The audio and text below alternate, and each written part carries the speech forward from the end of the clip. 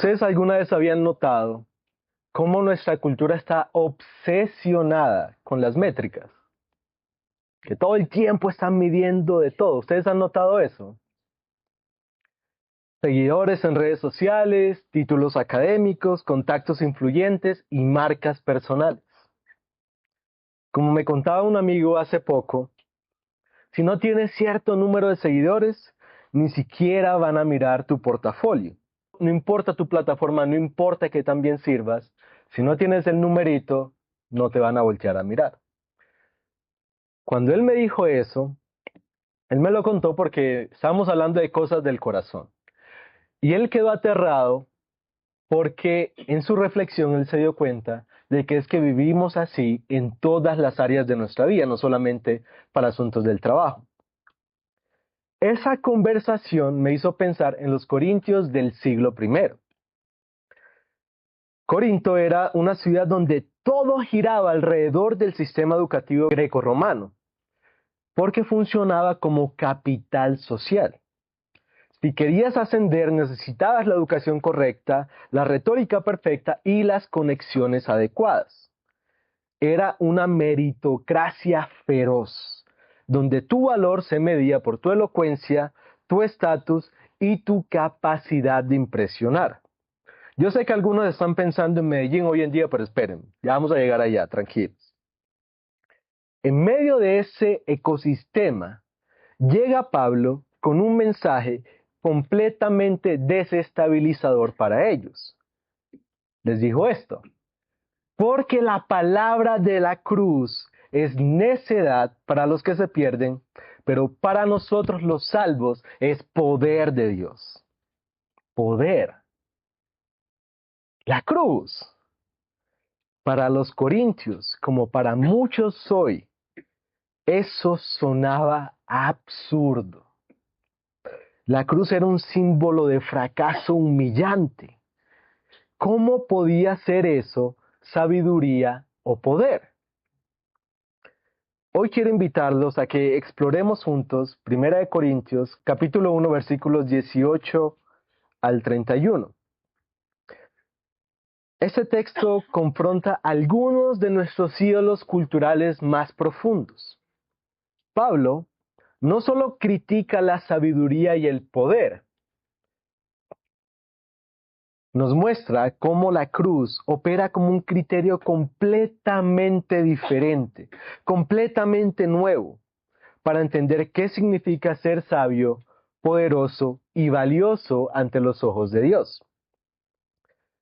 Vamos a ver 3 puntos en este pasaje. Primero, cómo la necedad de la predicación de la cruz expone los límites de la sabiduría humana. Segundo, cómo la elección divina de los necios y débiles subvierte nuestras jerarquías sociales. Y tercero, cómo todo esto reorienta nuestra jactancia, ya no en nosotros mismos, sino en el Señor. Porque al final, este texto nos confronta con una pregunta incómoda. ¿En qué estamos confiando realmente para definirnos y hallar valor o decir que somos valiosos? Y no solamente nosotros, sino otros también. ¿En nuestros logros, nuestra educación, nuestra influencia? ¿O en lo que Cristo ya hizo por nosotros en esa cruz que el mundo considera necedad? Vamos a 1 Corintios, capítulo 1, versículos 18 al 31. Y leo para el beneficio de todos. Porque la palabra de la cruz es necedad para los que se pierden, pero para nosotros los salvos es poder de Dios. Porque está escrito: destruiré la sabiduría de los sabios y el entendimiento de los inteligentes desecharé. ¿Dónde está el sabio? ¿Dónde está el escriba? ¿Dónde está el que sabe discutir en este siglo? ¿No ha hecho Dios que la sabiduría de este mundo sea necedad? Pues ya que en la sabiduría de Dios el mundo no conoció a Dios por medio de su propia sabiduría, agradó a Dios mediante la necedad de la predicación salvar a los que creen. Porque en verdad les digo, porque en verdad Los judíos piden señales y los griegos buscan sabiduría, pero nosotros predicamos a Cristo crucificado, piedra de tropiezo para los judíos y necedad para los gentiles. Sin embargo, para los llamados, tanto judíos como griegos, Cristo es poder de Dios y sabiduría de Dios, porque la necedad de Dios es más sabia que los hombres y la debilidad de Dios es más fuerte que los hombres. Pues consideren, hermanos, su llamamiento. No hubo muchos sabios conforme a la carne, ni muchos poderosos, ni muchos nobles, sino que Dios ha escogido lo necio del mundo para avergonzar a los sabios. Y Dios ha escogido lo débil del mundo para avergonzar a lo que es fuerte. También Dios ha escogido lo vil y despreciado del mundo, lo que no es, para anular lo que es, para que nadie se jacte delante de Dios.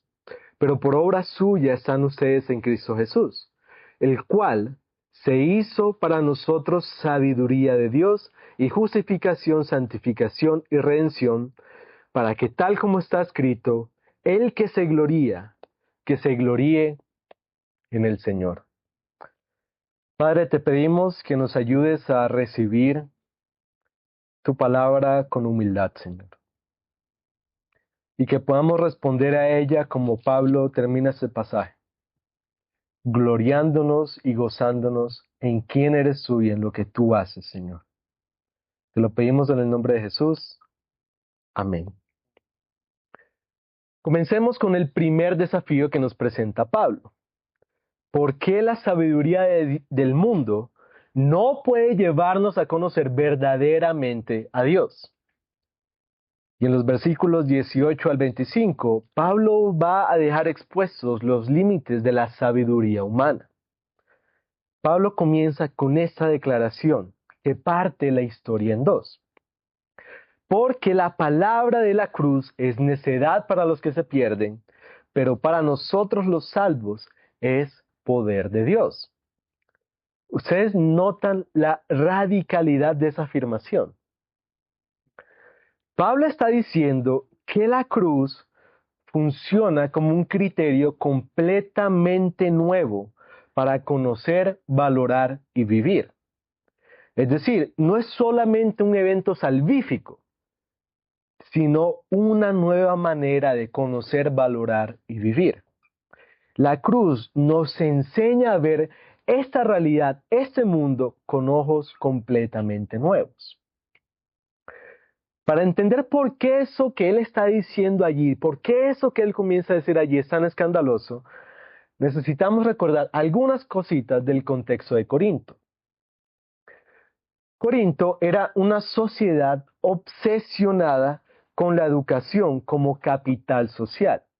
Entre otras cosas, es porque esa fue una de las tantas ciudades del Imperio Romano en donde un liberto podía llegar a adquirir un valor que solamente podían llegar a obtener de forma natural un romano. Las familias invertían fortunas en la formación de sus hijos porque sabían que la retórica, la filosofía y la elocuencia eran las llaves del ascenso social. Tenemos un ejemplo de alguien que se llamaba Gnaeus Babius Italicus, hijo de un liberto adinerado, cuyo busto lo encontraron en el gimnasio de Corinto, y es evidente que la única razón por la que alguien tendría eso allí es porque o él o su familia metieron mucha plata en el gimnasio de Corinto para asegurar un lugar entre la élite cultural. Nada parecido a lo que pasa en algunas universidades aquí, ¿cierto? Hoy también medimos el valor por credenciales, por la universidad de donde venimos, por los contactos que tenemos. Y no está mal valorar la educación. El problema surge cuando convertimos el conocimiento en herramientas de poder y exclusión. Pablo alude a Isaías 29:14 justamente.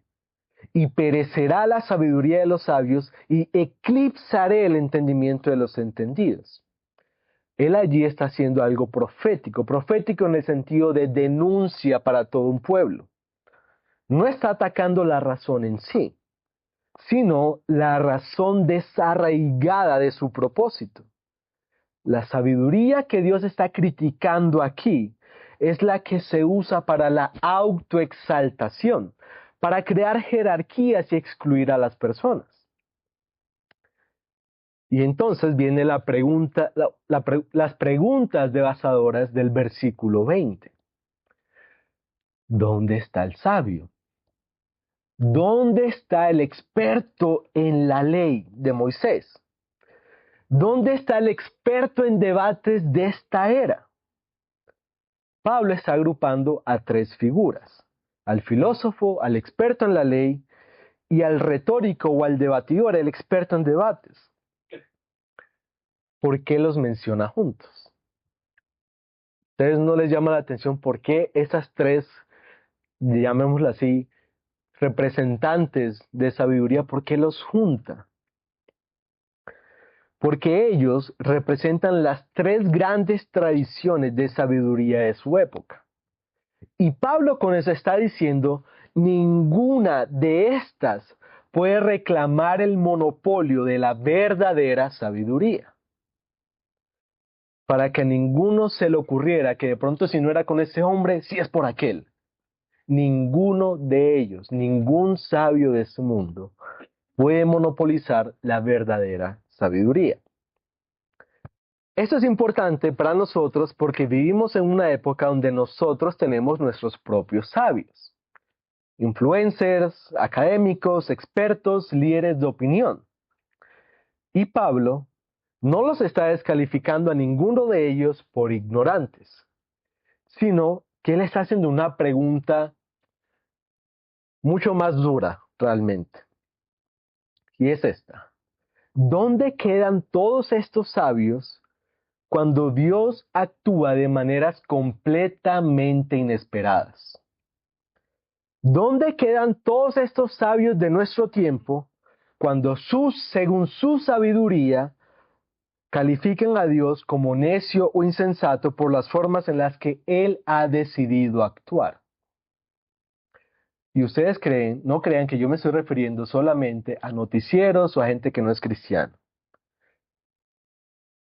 Hay sabios, algunos que se hacen pasar por sabios en círculos evangélicos, que quedan expuestos ante esa pregunta.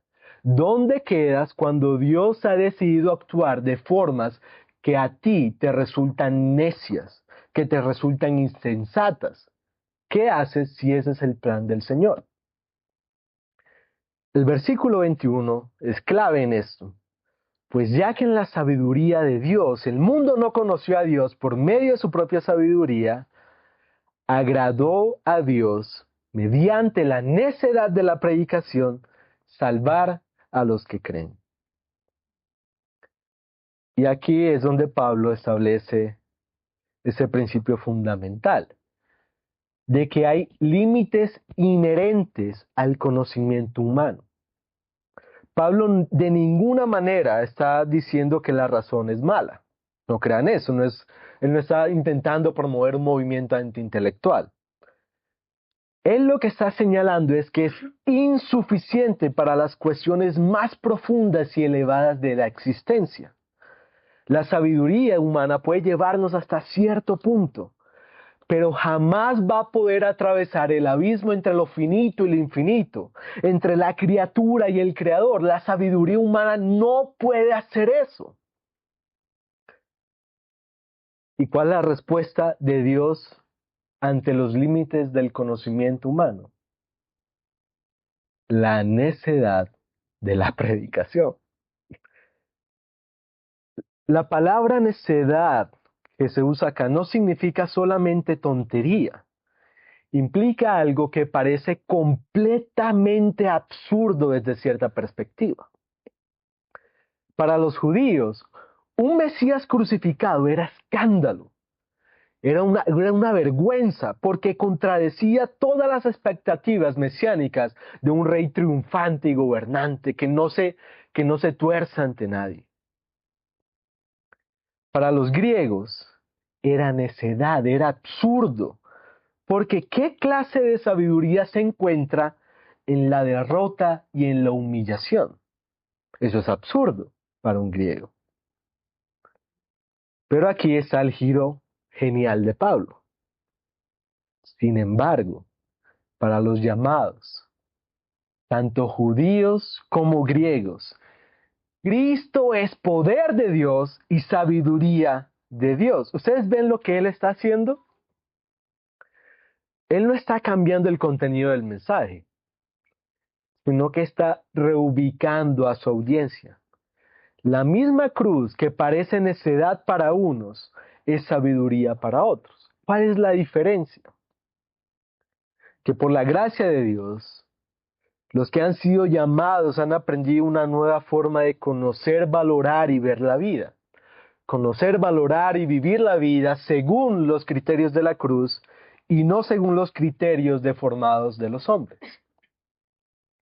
El versículo 25 es demoledor en este sentido, porque la necedad de Dios es más sabia que los hombres y la debilidad de Dios es más fuerte que los hombres. Pablo está usando una paradoja retórica devastadora. Ustedes no crean que él está cediendo a la posibilidad de que haya una necedad o debilidad reales en Dios. Él no está diciendo eso. Lo que Pablo está diciendo es, aun si llamáramos necedad o debilidad a eso que Dios está llamando sabiduría, aún así seguiría siendo infinitamente superior a la sabiduría humana más refinada. ¿Qué significa eso para nosotros entonces? Significa que necesitamos una humildad radical en las formas en las que nos acercamos a conocer y valorar las cosas. No solo se trata de nuestra confianza excesiva en la tecnología, redes sociales o inteligencia artificial, no. Es más profundo que eso. Pablo está cuestionando nuestras tradiciones más arraigadas, nuestros esquemas de valores, nuestra manera completa de entender la vida y las conclusiones explícitas o implícitas a las que hemos llegado sobre cómo funciona el mundo. La cruz, hermanitos, nos invita a revisar todo y absolutamente todo. Cómo conocemos, cómo juzgamos, cómo decidimos que vale la pena, cómo valoramos las cosas. Invita a revisar absolutamente todo. La cruz nos enseña que el conocimiento más profundo no viene del análisis desapasionado, sino del amor comprometido hasta el final. No conocemos verdaderamente a Dios estudiándolo como objeto, sino siendo transformados por su amor. Esa es la diferencia entre información y sabiduría, entre el dato y el discernimiento. Y el asunto es que Pablo no se queda en la crítica. En los versículos 26 al 31 va a mostrar cómo esta redefinición de sabiduría y poder se concreta en la composición misma de la iglesia de Corinto. ¿Cómo? Pues señalando la elección divina de los necios. Pablo, en esos versículos, del 26 al 31, ahora pasa de la teoría a la evidencia concreta. Consideren las circunstancias de su llamado, hermanos y hermanas, porque no muchos eran sabios según los criterios humanos. No muchos eran poderosos y no muchos habían nacido en una posición privilegiada. Ese es un versículo, ese y otros, que han generado mucho debate porque académicos por mucho tiempo han debatido sobre cuál ha sido la composición de la iglesia inicial. Si eran más de bajos recursos, si eran más de élites. Y la investigación lo que ha mostrado es que las comunidades a las que Pablo les escribe tenían algo que los sociólogos llaman inconsistencia de estatus, que es una mezcla de trasfondos sociales que creaba tensiones internas solamente por la composición de la iglesia, de la comunidad. El asunto es que cuando Pablo dice estas cosas, él no está haciendo una sociología descriptiva. Él no está diciendo solamente quiénes son los que están allí. Él está haciendo otra vez teología profética. Él está diciendo y nos está diciendo a nosotros, miren su propia experiencia. La mayoría de ustedes no encajan en los criterios que el mundo usa para medir el éxito. Y eso no es casualidad. Eso es lo que Él está diciendo con esto y lo que nos está diciendo a nosotros. Ustedes no cuadran en los criterios del mundo para decir, wow, cuánto éxito, cuánto valor. Y no es casualidad que eso sea así. Fíjense en los términos que usa. Sabios según su criterio, poderosos y de noble cuna. Estos eran exactamente los marcadores de estatus en la sociedad grecorromana. La educación, la influencia política y el linaje familiar determinaban quién contaba y quién no en la sociedad. Eso les resulta familiar. Hoy también tenemos nuestros marcadores.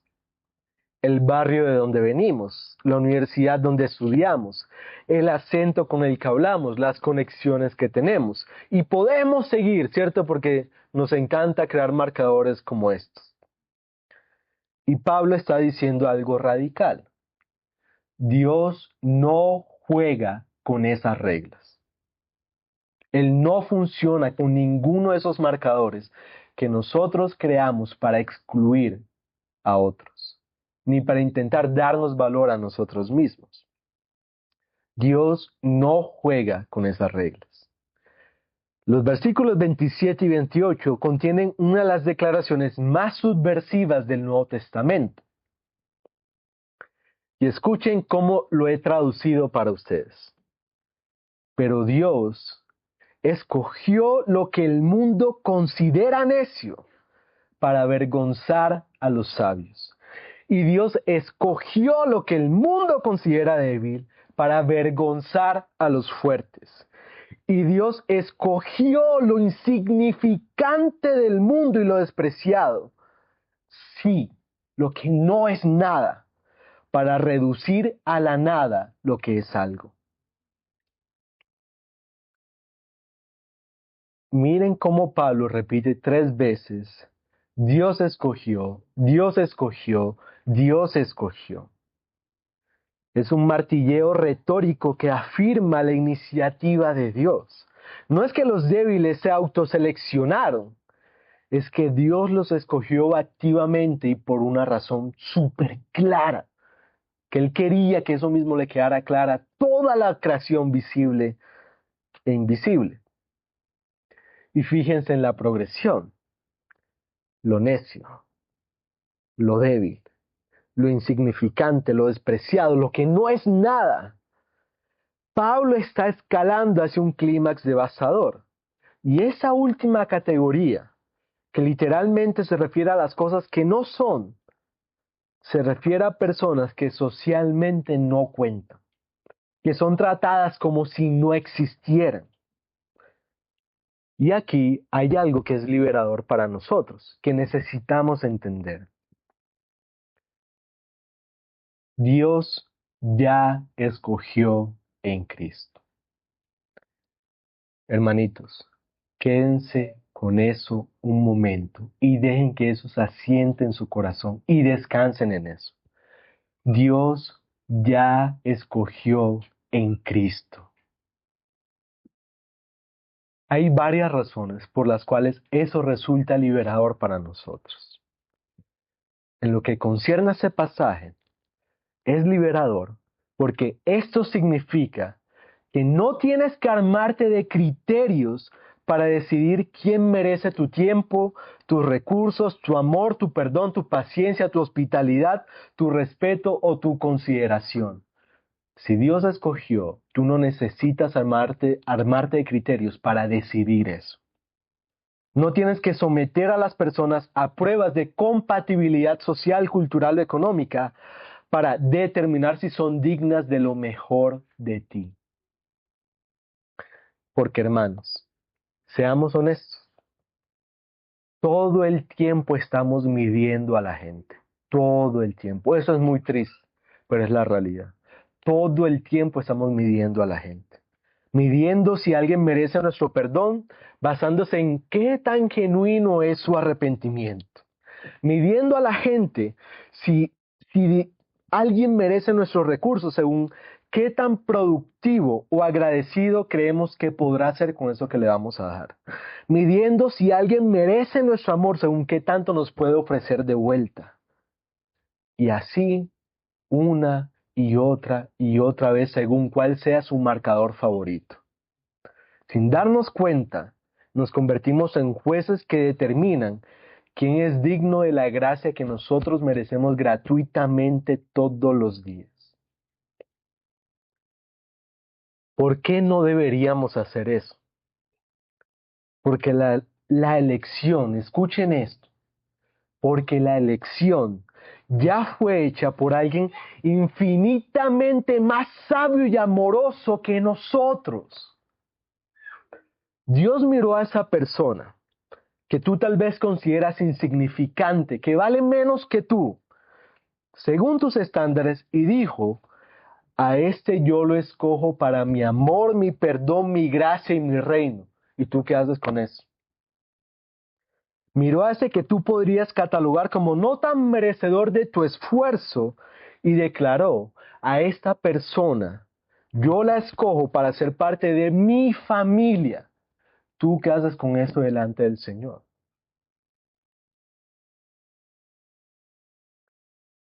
Esto nos libera para vivir con libertad extraordinaria esta nueva humanidad que Cristo ha llamado su iglesia.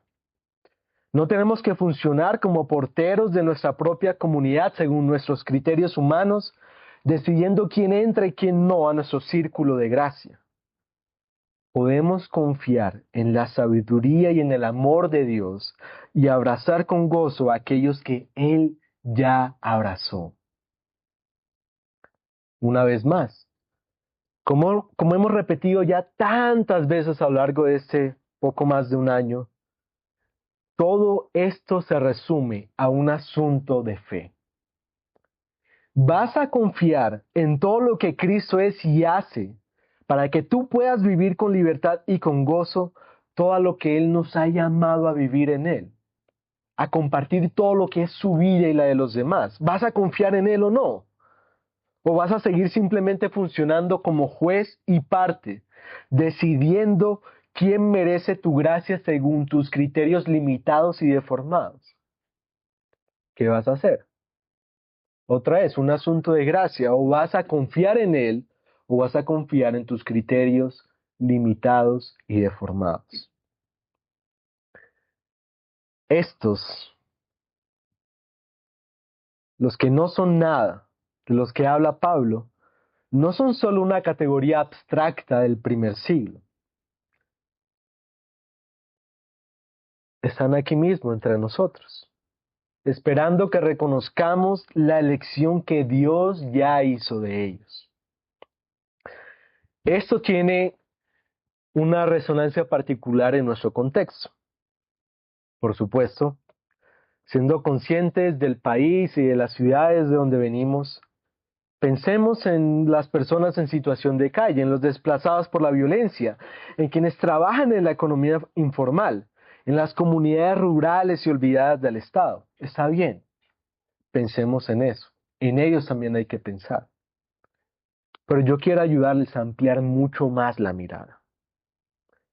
Porque también están aquí mismo, en nuestros círculos, personas que tratamos como si no fueran nada, como si no existieran, por razones mucho más superficiales.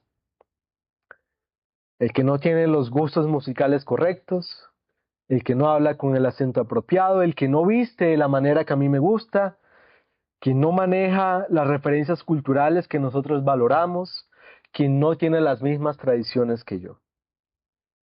Tristemente, a veces descalificamos y reducimos la dignidad de personas por marcadores completamente intrascendentes. Y eso es muy triste, hermanitos. Y aún así, tenemos nuestras formas pecaminosas de tratar a las personas como si no fueran nada. Y a veces esas formas son tan sofisticadas y refinadas que las aplaudimos y las promovemos. Y las tratamos como si no existieran, como si no tuvieran valor, otra vez según nuestros criterios humanos deformados. Y aquí hay algo profundamente revelador sobre nuestra susceptibilidad humana a caer en esto. Esos criterios tontos que usamos para excluir a algunas personas, los aplicaron los corintios incluso con Pablo y con Apolos. ¿Ustedes alguna vez habían pensado eso? Que cuando Pablo menciona eso en sus cartas, no lo dice a la ligera. Es que lo hicieron con él y con Apolos, por ejemplo. Imagínense eso. Dos hombres piadosos que amaban profundamente al Señor, siervos fieles del Evangelio, los usaron de esta forma.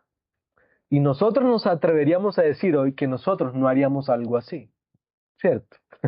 Nosotros creemos que no seríamos capaces de hacer lo que ellos hicieron con Pablo y con Apolos. Ellos, los corintios, cegados por sus criterios carnales, los usaron para crear división. Unos diciendo, yo soy de Pablo, el experto en la ley. Mira aquí, mira, creció a los pies de Gamaliel. ¿Cómo no vamos a escuchar a ese man? No, el que escucha a otro ese está enredado.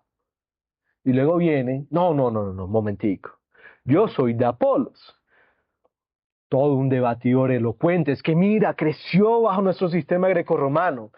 ¿Quién puede llegar a ser mejor que él? Ese otro Pablo. No, ese man no sabe ni hablar. Al lado de Apolos, ni por las curvas. No merece ni un segundo de mi tiempo. No merece un cafecito conmigo.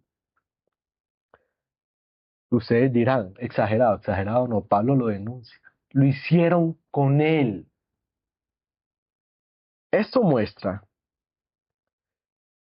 cómo es que nosotros, de formas tan fáciles, con nuestros criterios humanos deformados, llegamos a excluir hermanitos preciosos que Dios nos ha dado para ver su gloria. Y ellos, claro, según sus estándares de retórica y elocuencia, perdieron de vista que ambos hermanitos eran un regalo de Dios, que ambos servían al mismo Señor y al mismo Evangelio. Y ustedes saben qué es lo que dice Pablo cuando nosotros hacemos algo como eso, excluir hermanos preciosos con los que el Señor nos ha bendecido. Pablo les dice, a esos precisamente Dios los escogió. Y trágatelo así como viene. No por lástima, sino estratégicamente, para reducir a la nada eso que tú dices que vale algo. Ustedes ven la ironía. Lo que el mundo considera algo, que tiene alguito de valor, todo eso es reducido a la nada por aquellos que el mundo considera nada. Es una reversión escatológica de salvación completa. El versículo 29 revela el propósito teológico de esto que hace Dios, a fin de que nadie pueda jactarse ante Dios. Esta palabra es clave para Pablo. Jactarse, gloriarse, este asunto de intentar encontrar identidad o valor propio en algo. Y Pablo está diciendo que él ha estructurado la salvación de tal manera que excluye radicalmente la autoexaltación. Nosotros excluimos personas por nuestro pecado y el Señor en su salvación excluye por completo la autoexaltación. ¿Por qué? Porque la jactancia en uno mismo destruye la comunidad. Y ustedes lo han visto aquí en Colombia, aquí en Medellín, como el pastor Ronald que me decía que aquí a la gente de Medellín les gusta mucho el poder. Ustedes han visto lo que hace en una sociedad, el jactarse en uno mismo. Y en la iglesia no es menos. Cuando nos definimos por nuestros logros, inevitablemente creamos jerarquías, comparaciones y exclusiones. La jactancia es completamente anticomunitaria por naturaleza. Y es entonces que viene el versículo 30, que es la clave teológica de todo el pasaje.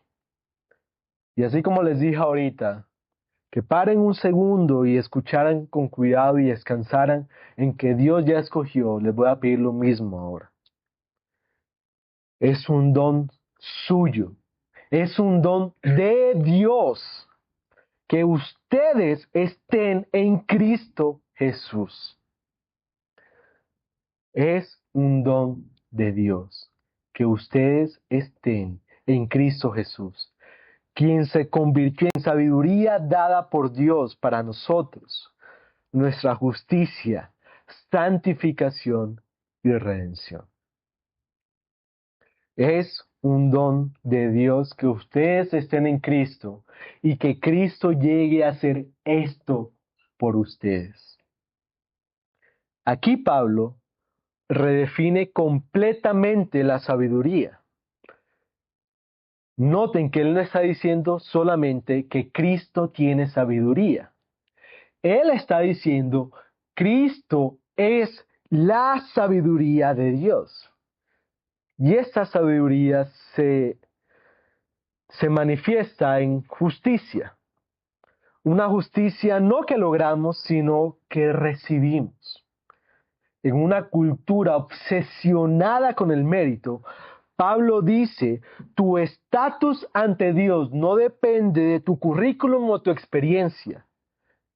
Depende de la justicia que Cristo te quiso dar. Se manifiesta en la santificación, que de ninguna manera, hermanitos, piensen que la santificación es la pureza que alcanzamos. No, Señor. La santidad es algo que se nos es otorgado. En una sociedad que mide el valor incluso por logros morales, Pablo dice, tu santidad es un regalo. Y se manifiesta también esta sabiduría de Dios en redención.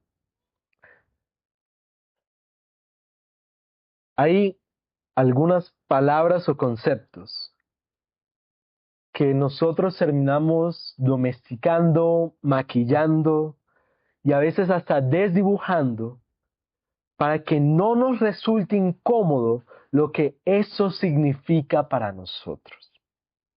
Y me parece que tristemente eso ocurre con bastante frecuencia con esta palabra, con redención.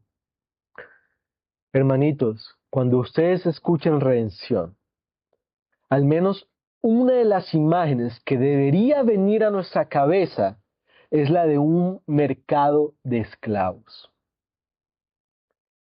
Porque como un esclavo que es comprado y liberado, nosotros hemos sido rescatados de una situación de opresión para ser libres. Pero, ojo con esto que es crucial, libres para servir a un nuevo Señor. Esa triple descripción confronta directamente los tres marcadores de estatus del versículo 26. ¿Sabiduría según los criterios humanos? No. Tenemos la sabiduría que es Cristo. ¿Poder según los criterios humanos? Tampoco.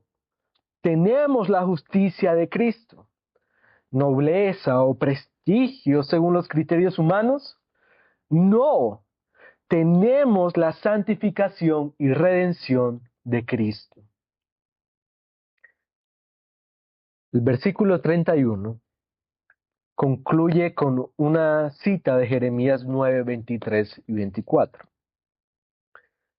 Para que, como está escrito, el que se gloría, gloríese en el Señor.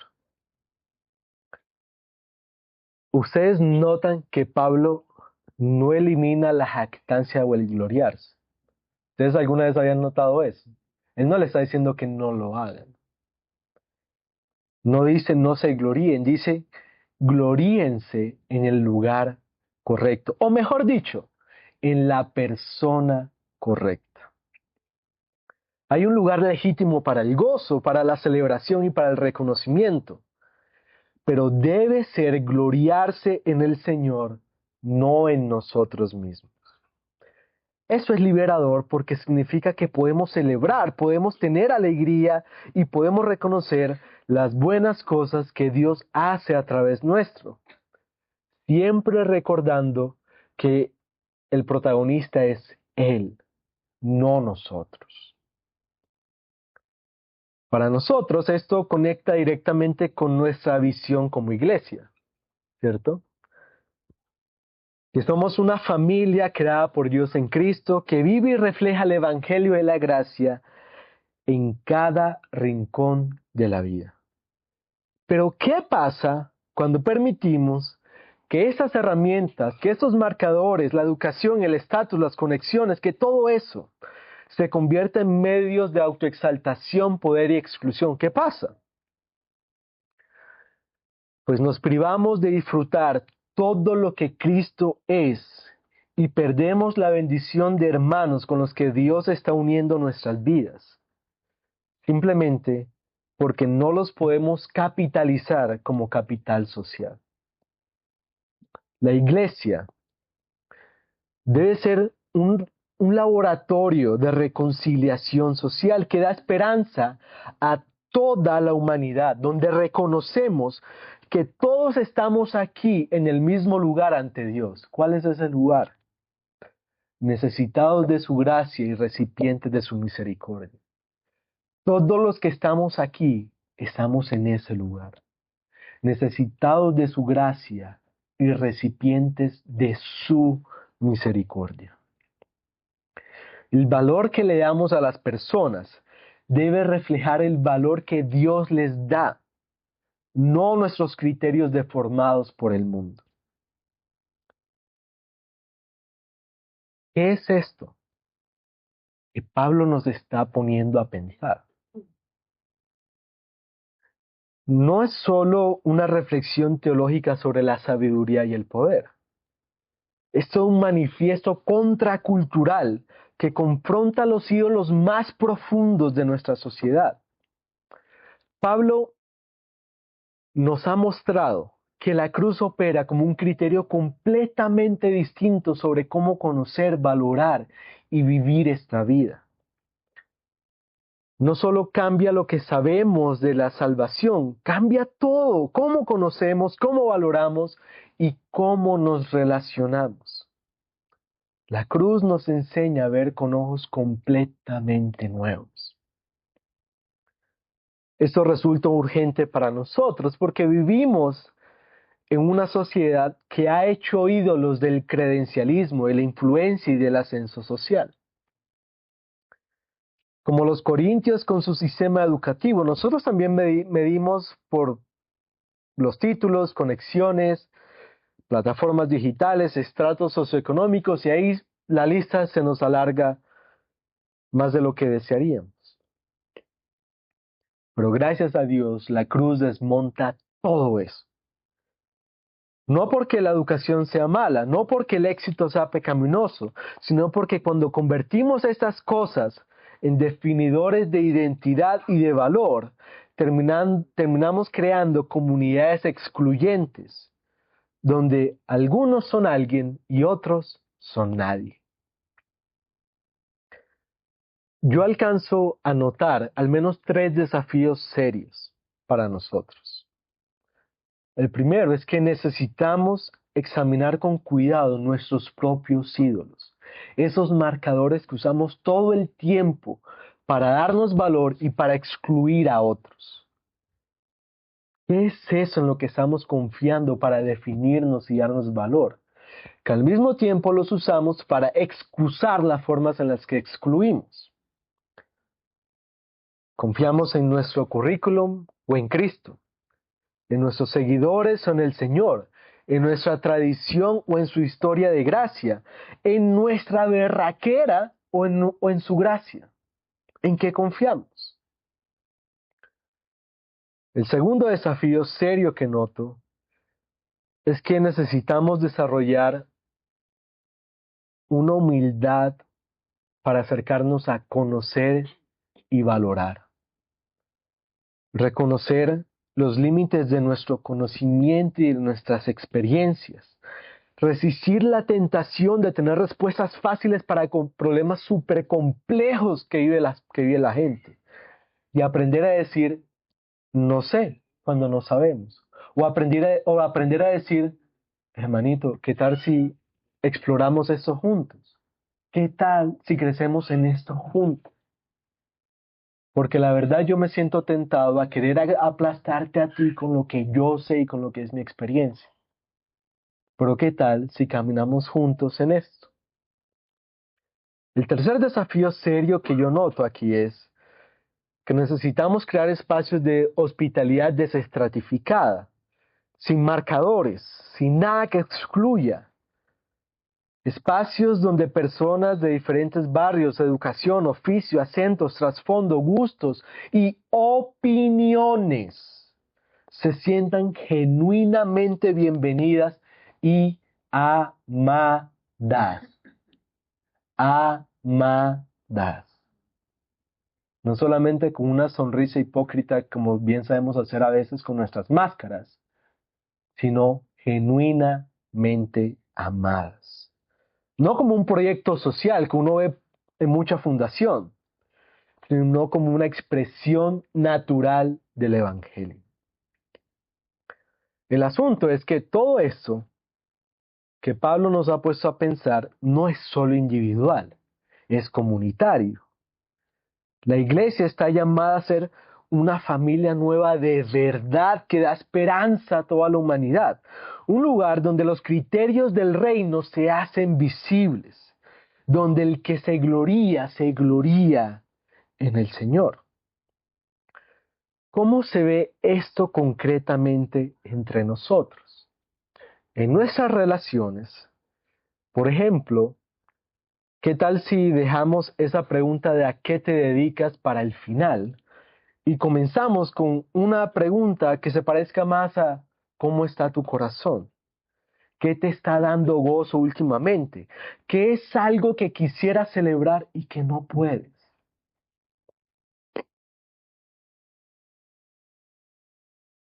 Eso da más esperanza. Con una humanidad enredada con la desconexión. ¿Cómo se ve eso en nuestros ministerios?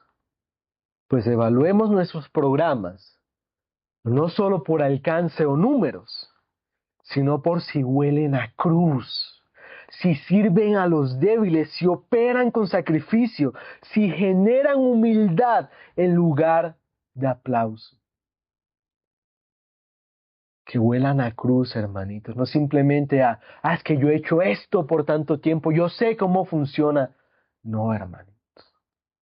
Que huela a cruz y que promueva humildad. Allí se ve esto. En nuestros testimonios, practiquemos gloriarnos en el Señor. En lugar de celebrar lo que logramos en ministerios pasados, en la empresa, en la familia, celebremos lo que Cristo hizo. No se confunda, hermanito. No crea que gran cosa que ha hecho en su vida es mérito suyo. Es pura gracia del Señor, de principio a fin. En lugar de contar historias de éxito, contemos historias de la gracia de Dios. En nuestros tiempos de adoración, cuando oramos juntos, incluyamos tiempos regulares de confesión, pidamos ayuda, reconozcamos nuestra necesidad mutua. Resistamos esta cultura de autopresentación perfecta. Pablo nos está invitando a ser una comunidad profética. Profética en el sentido de que denuncia el pecado de esta sociedad y que da esperanza al mismo tiempo.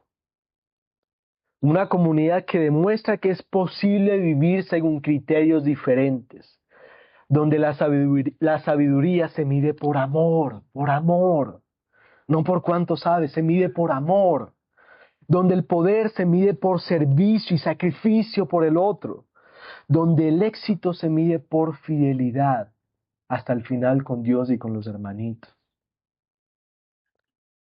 Esta comunidad, eso que el Señor ha llamado iglesia, no es perfecta, porque usted y yo estamos ahí, no es perfecta. Y la comunidad de Corintios, si han leído esas cartas, es una evidencia de eso. Pero ¿saben qué? Aunque esa comunidad no sea perfecta, sí es esperanzador.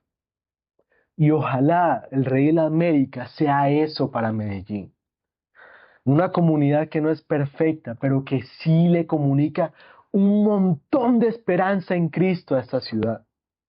Porque prefigura un reino donde al final todas las jerarquías humanas se disuelven ante la gloria de aquel que se hizo pobre para que nosotros fuésemos enriquecidos.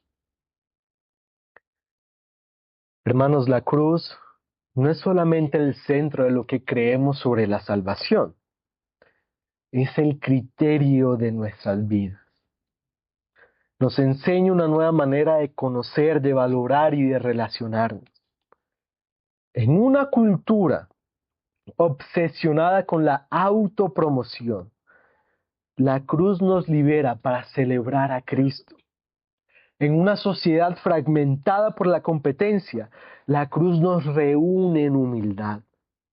En un mundo donde el valor se mide por lo que produces, la cruz nos recuerda que nuestro valor se mide por lo que Cristo ya produjo. Hermanitos, viviremos según esta manera de conocer, valorar y vivir que nos enseña la cruz. Seremos una comunidad que encarna la necedad de Dios, que es más sabia que la sabiduría de los hombres. Porque al final, este texto nos confronta con la pregunta más fundamental y hasta incómoda. Cuando venimos a vivir la iglesia, esa nueva humanidad, ¿en quién nos gloriaremos? ¿En nosotros mismos o en el Señor? Hermanitos, hermanitas, que nuestra vida, que nuestras relaciones, que nuestra comunidad sea una respuesta clara a esa pregunta. El que se gloríe, gloríese en el Señor. Amén.